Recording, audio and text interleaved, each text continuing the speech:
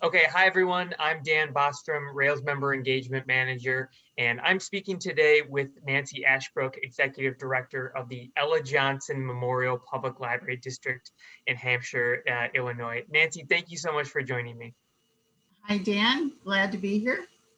So, as part of the My Library Is campaign, we are talking to libraries and finding out ways to promote their value, especially during the pandemic.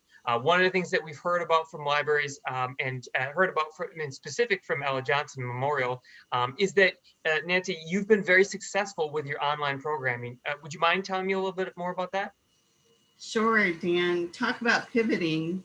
It's a buzzword, but my youth services department of two have certainly done that. They have created some pretty unique story times besides the regular story times that we offer pretty much every week on our YouTube channel. They also are doing a move and groove story time, which gets our younger patrons off of the couch and moving and grooving to music and songs and just playtime. And they're very, very appreciative of having that. We also recently, last week, had Adina, our comfort dog, come in and listen to a story time, and she's always a big hit. We had Read to Rover before the pandemic, and now we're having Read with Adina during the pandemic. So that's a big hit as well. We're doing a monthly bedtime PJ party. So that's in the evening around 7 o'clock, and it's a opportunity to calm our younger patrons so that they can go to bed after story time. And that is just starting to gain some traction. One of the other things that my youth services department is doing is they're doing a monthly theme. So in December, it was Dino December, and they did little video vignettes of dinosaurs going out for lunch, reading in the library, and they're pretty funny.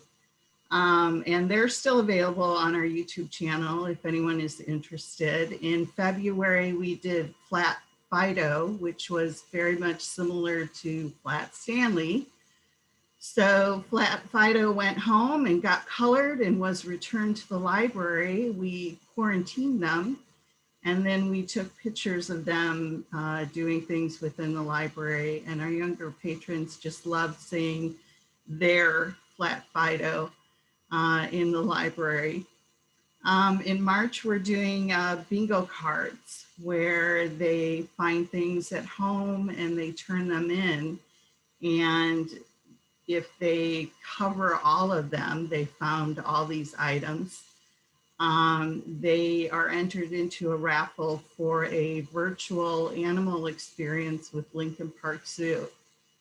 So these ideas, I have no input into this. This is all my creative staff who are doing it. We are doing adult programs as well on Zoom, and they're gaining traction as well. Just phenomenal. And it's all because of the employees of the library here. Yeah, and well, you mentioned creativity, and one creative approach I think that I've seen libraries take is to shift to make and take crafts. So I understand that your library is also doing the make and take, and that they've been a hit with your community. So can you tell me a little bit more about that? Oh my gosh, they put them out on Monday morning at 10 o'clock and they're gone by Monday night. The Youth Services Department does the majority of the make and takes. These are based on our Art Explorers Club, our STEAM programs, and just crafting make and take kits. But our teens are also involved in that. In February, they did, both the adults and teens did a make and take craft involving chocolate bombs. You know what those are? I do not know what those are. So they're created in a shell of chocolate, and you put them in a cup, and when you add hot water or hot milk, they kind of explode. So again, it's just totally off the charts as far as how welcome these things have been. And the make and take kits have all of the supplies in them, but we also advertise what those supplies are so that if someone doesn't get a kit, they can still do it on their own. Yeah, yeah, I like that. And yeah, giving them the tools to do these things themselves. Yeah. Okay, I also want to ask you, during the pandemic, you've created a Minecraft group that's been really popular. How did that start? And tell me more about that. Well, it was kind of an offshoot of our Dungeons and Dragons group. I mean, they moved to a Zoom platform right away. We have 8 or 9 participants in D&D 2 times a month. They love that we were able to offer that, but they're also dying to get back into the library because role playing is very much, a cooperative venture between players. We wanted to offer something to our younger patrons and their families. And Minecraft was gaining a lot of traction, a lot of popularity. So we thought we would try it, and we were surprised. I mean, we offer it twice a month, once on a Saturday and once on a Thursday evening. And we have about 8 or 9 participants. And we have someone that's very involved in the role-playing arena, and he wants to move it more towards Java, more towards coding.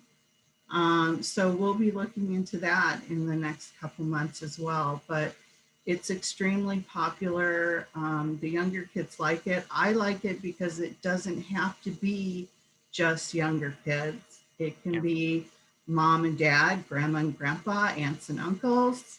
And there's a certain amount of bonding that's involved there. The other thing about Minecraft is I saw a recent episode on one of the morning shows, and they talked about using Minecraft on college applications to show that you develop leadership skills and facilitation skills and teamwork and things, those soft skills that are really hard for high schoolers to demonstrate on a college application.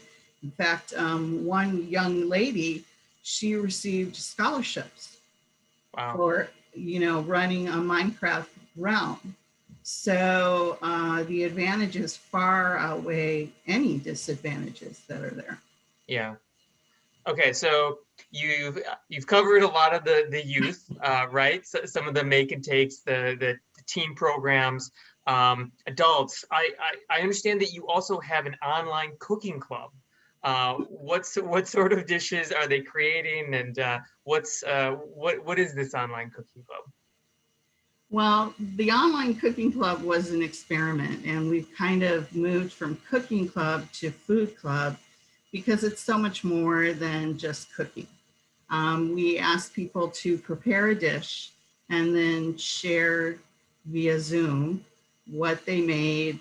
Was it easy to make? Were the ingredients hard to find? And how it qualified. So in January, we had diabetic recipes because our goal is to promote eating healthier in 2021, whatever that means to you. So I made a chicken and vegetable slow cooker recipe that was just plain awful. Uh, and it was awful because it used chicken thighs that were de-skinned, and the recipe said, oh, this will take you 5 minutes. It took me 35 minutes to de-skin the chicken thighs. And then it used tapioca as a thickening agent. And by the time it was done cooking, uh, uh. But the two other members who were watching this, they thought that that was hilarious. Um, in February, we did chocolate. And so people made their favorite chocolate desserts. And we talked about cocoa and the health benefits of cocoa and what those percentages mean. And just last night, we did a chili cook-off. And I have the best recipe for chili, and it doesn't even use chili powder. But I'm all about the slow cooker, and you put the raw hamburger in the bottom of the slow cooker and all the ingredients, and 6 hours later, you have such a great chili. Yeah. So that was a lot of fun. Sounds delicious. Okay, finally, your library has some unique marketing approaches. Can you tell me a little bit more about the ways in which you market your programs that might be helpful to other libraries? So, like other libraries, we're doing a lot of advertising on social media, Facebook and Instagram.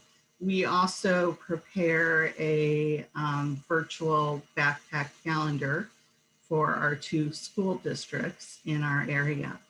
But something that I kind of pulled out of my hat from a long time ago is something we call bank slips. So we partner with our 3 local banks in the area, and we create slips that just say what the library is doing for the next week. And we asked them what 2 days would be the best 2 days for them to put them in their drive-up envelopes. And they said Fridays and Saturdays. So Thursday night before the drive-ups close, I deliver our slips. And they put about 30 or 40 slips in the drive-up envelopes over those 2 days. And what I love about this is, one, it's a cooperative partnership.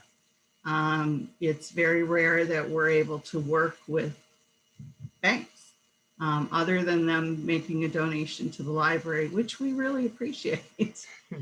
But 2, it's reaching people that are not familiar with the library, that don't know the things that we do.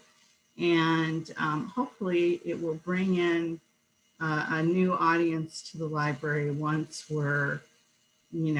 they're ready to come in. We have been open since July 6th. Wow. Okay.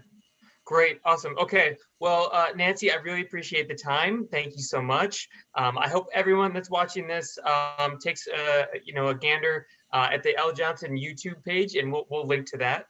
And also some of the other blogs and stories that we have on the My Library Is website, www.mylibraryis.org. Thank you again. Have a great day. Thanks.